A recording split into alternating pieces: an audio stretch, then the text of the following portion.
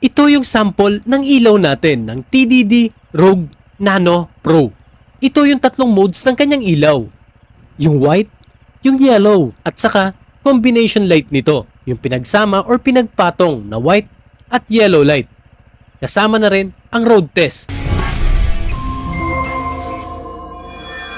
Ito yung road test natin ng TDD Rogue Nano Pro. Ito yung kanyang white light. Then sunod naman natin itong kanyang yellow light.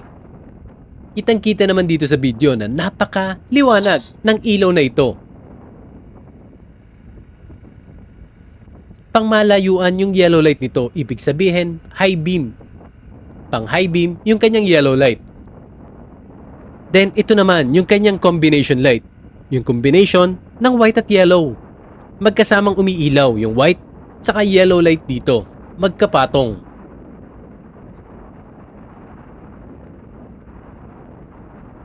Maganda ang pagkaka-focus ng lens nito. Kitang-kita nyo naman na pantay or may cut-off yung ilaw nito. Pantay yung bato ng kanyang ilaw sa may bandang ibabaw. Kitang-kita nyo naman na naguhit ito sa kalsada.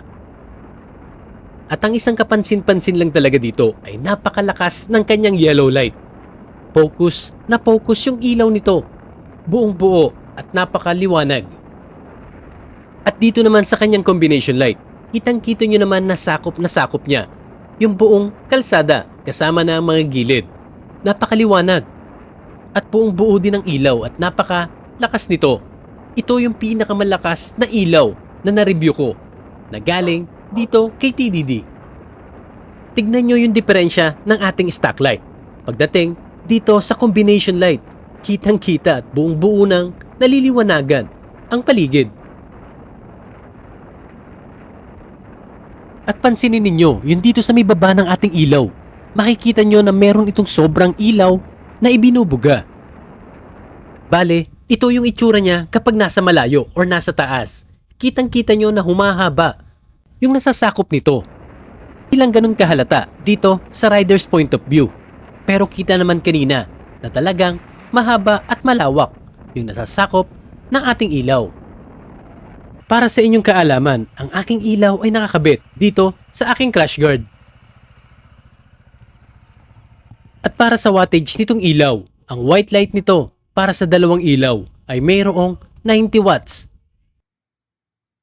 At dito naman sa kanyang yellow light, meron naman itong 89 watts. At para naman dito sa kanyang combination light, meron itong 116 na wattage para ulit sa dalawang ilaw nito. At ito naman yung itsura ng kanyang ilaw pag nandito sa ating wall. Flat na flat yung ibabaw nito at sa bandang ilalim ay merong buntot. Kaya mahirap baligtarin yung ilaw na to dahil magiging nakakasilaw.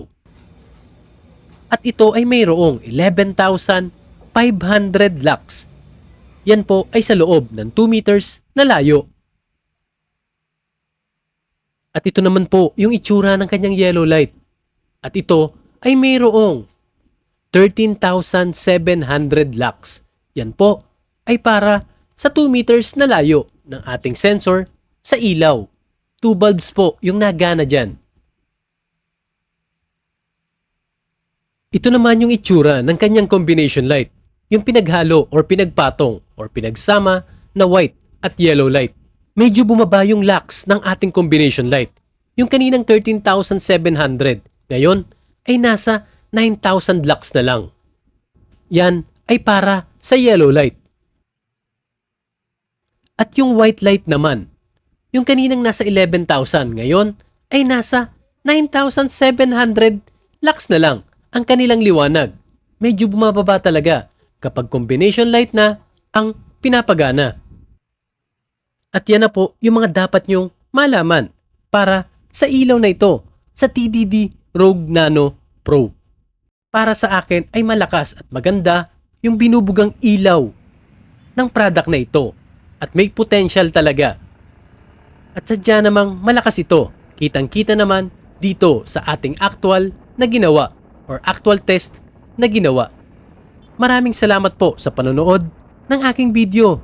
Huwag niyo po sanang kalimutan na mag-like, share at subscribe. God bless po at ride safe sa inyo pong lahat.